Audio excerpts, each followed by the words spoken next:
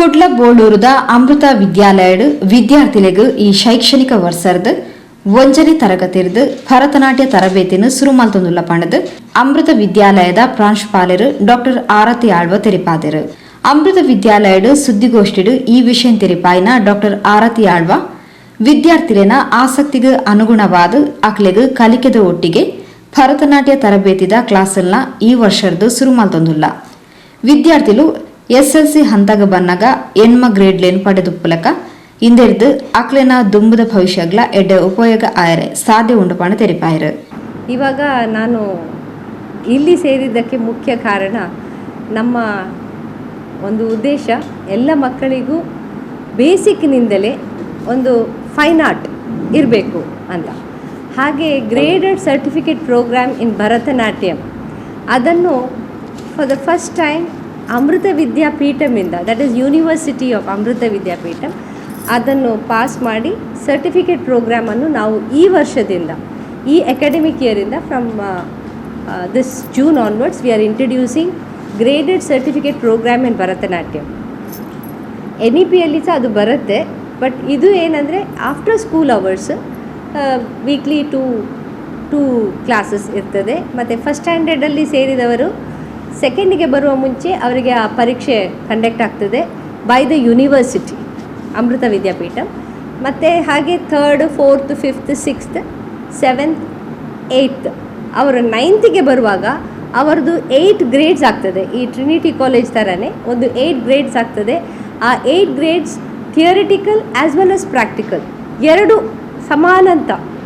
So the child, when he or she reaches 9th standard, she would have completed the foundation of Bharatanatyam, that is like completing a SSLC. Matte she can totally concentrate on her studies or his studies 9th 10th. ಅವಾಗ ನಮಗೆ ಅದು ಇದಿರುವುದಿಲ್ಲ.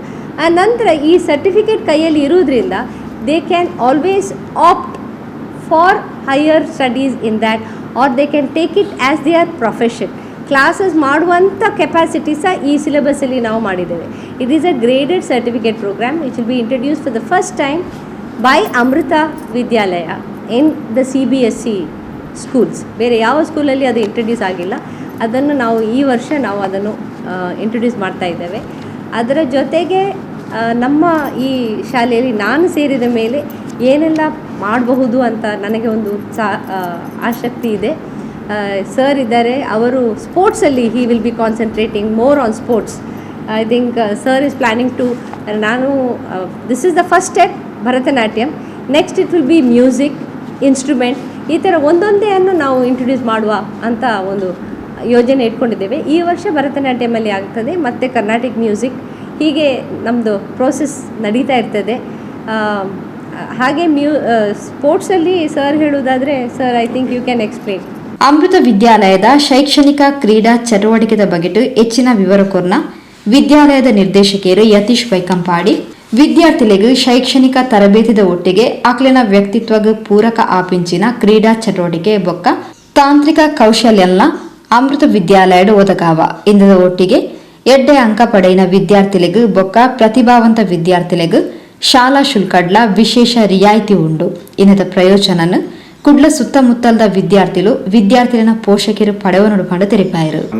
ಯಾರನ್ನು ತಾರತಮ್ಯ ಇಲ್ಲ, ಎಲ್ಲರೂ ಮುಖ್ಯ ಉದ್ದೇಶ ಮಕ್ಕಳಿಗೆ ರ್ಯಾಂಕ್ ಬರಬೇಕು, ಅವಳು ಒಳ್ಳೆ ಪರ್ಫಾರ್ಮೆನ್ಸ್ ಮಾಡಬೇಕು ಅಂತ.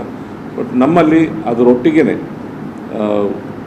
ಸ್ಪೋರ್ಟ್ಸ್ ಮತ್ತು ಅದರ್ ಆ್ಯಕ್ಟಿವಿಟೀಸ್ಗೆ ನಾವು ಫೋಕಸ್ ಜಾಸ್ತಿ ಮಾಡ್ತಾಯಿದ್ದೀವಿ. ಈ ಹೋದ ವರ್ಷದಿಂದನೇ ನಾವು ಶುರು ಮಾಡಿದ್ದಿಲ್ಲ, ಬಟ್ ಅನೌನ್ಸ್ ಮಾಡಿರಲಿಲ್ಲ. We want to make this as a sports centre. ಇಲ್ಲಿ ಖಾಲಿ ಶಾಲೆ ಮಕ್ಕಳು ಮಾತ್ರ ಅಲ್ಲ, ಹೊರಗಿನವರು ಬಂದು ಈ ಫೆಸಿಲಿಟಿನ ಯೂಸ್ ಮಾಡುವಂಥ ಒಂದು ವ್ಯವಸ್ಥೆ, ಕೋಚಿಂಗ್ ಫೆಸಿಲಿಟಿನ. For example cricket camp already ನಾವು ಸ್ಟಾರ್ಟ್ ಮಾಡಿದ್ವಿ. ನೇಬರ್ಹುಡ್ ಮಕ್ಕಳು ಅಥವಾ ಯಾರಾದರೂ ಇಂಟ್ರೆಸ್ಟ್ ಇದ್ದವರು ಇಲ್ಲಿ ರೆಗ್ಯುಲರಾಗಿ ನೆಟ್ ಪ್ರಾಕ್ಟೀಸ್ಗೆ ಫುಲ್ ಫ್ಲೆಜ್ ಟ್ರೈನಿಂಗ್ಗೆ ಬರ್ಬೋದು. ಹಾಗೆ ಬಾಸ್ಕೆಟ್ಬಾಲ್ ಕೋರ್ಟ್ ಕೂಡ ಇದೆ. ಫುಟ್ಬಾಲ್ ಟ್ರೈನಿಂಗ್ ಸ್ಟಾರ್ಟ್ ಮಾಡಿದ್ವಿ, ಅಥ್ಲೆಟಿಕ್ಸ್ ಸ್ಟಾರ್ಟ್ ಮಾಡಿದ್ವಿ. ಇನ್ನೊಂದು ಸರ್ಫಿಂಗ್ ಟೀಮ್ ನಾವು ಶುರು ಮಾಡೋ ಒಂದು ಮಾಡ್ತಾಯಿದ್ವಿ. ಬಹುಶಃ ಸರ್ಫಿಂಗ್ ಟೀಮ್ ನಾವು ಶುರು ಮಾಡಿದರೆ ಭಾರತದಲ್ಲಿ ಪ್ರಥಮ ಶಾಲೆಯಲ್ಲಿ ಒಂದು ಎಕ್ಸ್ಕ್ಲೂಸಿವ್ ಸರ್ಫಿಂಗ್ ಟೀಮ್ನ ನಾವು ಮಾಡಿದಾಗ ಆಗುತ್ತೆ. ಯಾಕಂದರೆ ಎಲ್ಲೂ ನಾನು ಕೇಳಿದ ಮಟ್ಟಿಗೆ ನನ್ನ ನಾಲೆಜ್ ಮಟ್ಟಿಗೆ, ಯಾಕಂದರೆ ಸರ್ಫಿಂಗಲ್ಲಿ ನಾವು ಕೂಡ ಇನ್ವಾಲ್ವ್ ಆಗಿದ್ವಿ.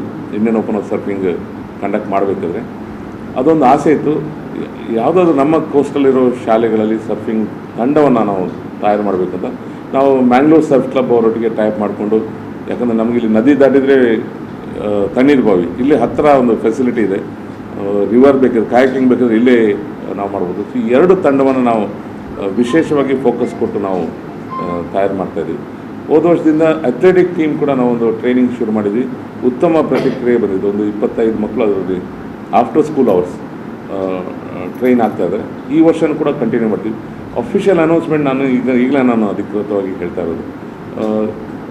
ಇನ್ನೊಂದು we are trying to get it is archery training ಇಲ್ಲಿ ನಾವು ಮಾಡಲಿಕ್ಕೆ ಪ್ರಯತ್ನ ಮಾಡ್ತಾಯಿದ್ವಿ. ಅದಕ್ಕೆ ಬೇಕಾಗಿರೋವಂಥ ಇಕ್ವಿಪ್ಮೆಂಟ್ನ ಪ್ರೊಕ್ಯೂರ್ ಮಾಡಿ ಅದು ಆದ ಕೂಡಲೇ ಖಂಡಿತ ಇನ್ನೊಮ್ಮೆ ಅದರ ಬಗ್ಗೆ ನಾವು ಅನೌನ್ಸ್ ಮಾಡ್ತೀವಿ. But this is our wish list. ಮಾಡಬೇಕು ಅಂತ ಈ ಟಾರ್ಗೆಟ್ ಇಟ್ಕೊಂಡಿದ್ದೀವಿ, ಮಾಡ್ತೇವೆ. ಶಾಲಾ ಆಡಳಿತ ವಿಭಾಗದ ರಾಜನ್ ಸುದ್ದಿಗೋಷ್ಠಿಯೊಡಿಗೆ ಇದ್ದರು.